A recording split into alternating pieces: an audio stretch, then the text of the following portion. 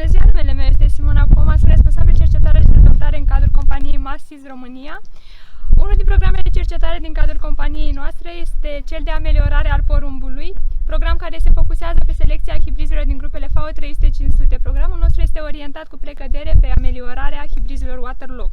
Suntem aici de 12 ani datorită condițiilor foarte favorabile pentru ameliorarea acestor hibrizi, precipitațiile foarte scăzute din timpul vegetației și temperaturile ridicate provoacă un stres sever acestei culturi.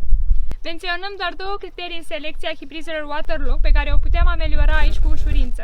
Înflorirea timpurie, obiectivul este acela ca înflorirea să aibă loc cât încă dispunem de apă suficientă în sol și sincronizarea înfloritului dintre panicul și femelă, pentru a securiza o bună fecundare.